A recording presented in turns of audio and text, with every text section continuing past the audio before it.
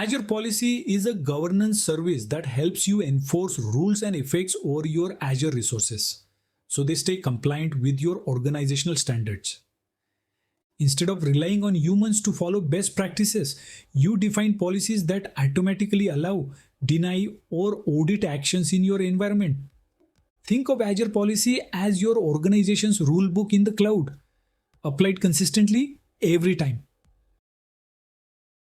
When you're managing resources in Azure, enforcing standards is key. Azure Policy gives you a set of resources that let you build, apply, and manage rules across your environment. Let's break down each one so you know how and when to use them. You start by creating a policy definition. This is where you define what you want to allow, block, or audit. Think of it as the rule book you write. You decide the logic, the conditions to check, and the effect. Whether to deny a deployment, audit it, or take some action like appending tags. Use definitions when you need precision and control over behavior in Azure. Instead of managing dozens of individual policies, you can bundle them into an initiative. You use initiatives when you want to apply multiple related policies at once, like enforcing all rules needed for PCI DSS or ISO 27001 compliance. This helps you stay organized and scale your governance across environments.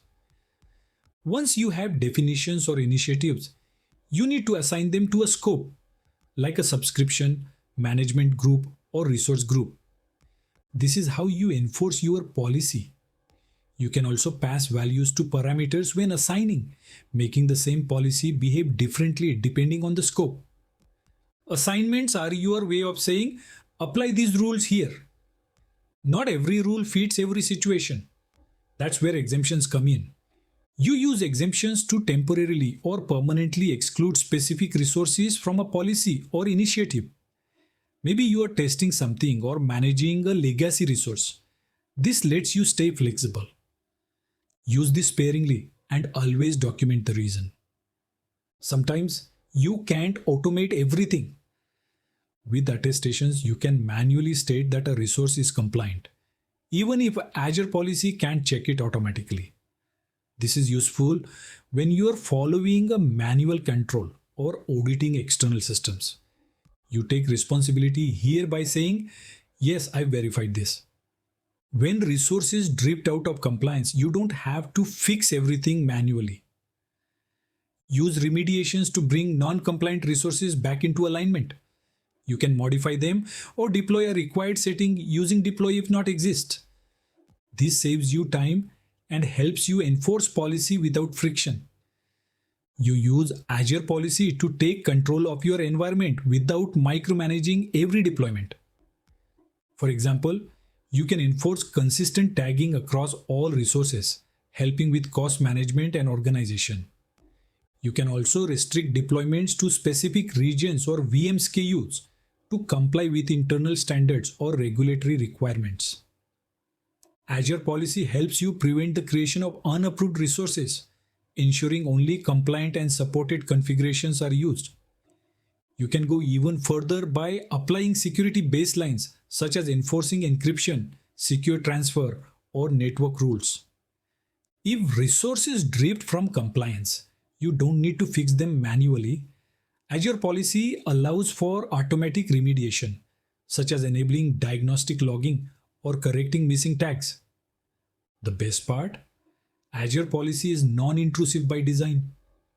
You can start in audit mode, letting you observe and evaluate violations without blocking anything. Once you are confident in the policy's behavior, you can switch to deny mode to enforce it in production. An initiative is your way of grouping multiple policies together to enforce broader, more strategic standards across your Azure environment.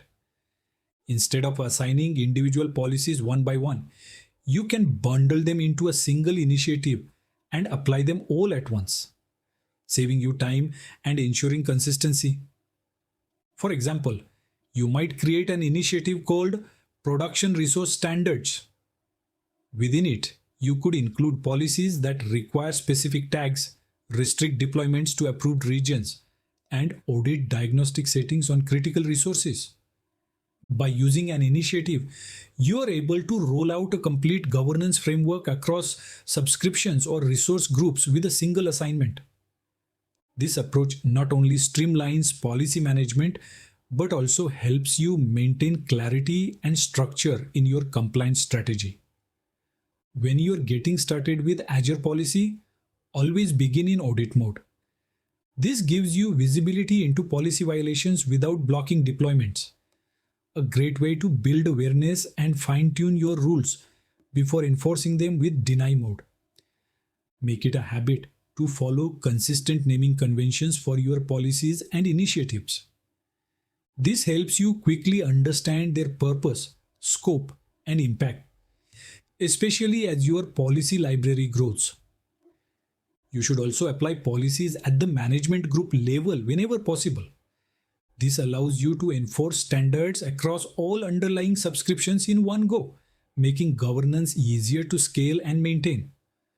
For more structured, repeatable deployments, consider pairing Azure Policy with Azure Blueprints. This combination helps you roll out compliant environments from the start, complete with policies, role assignments, and resource templates. So, what's your key takeaway? Azure Policy gives you the power to govern by design, not by exception.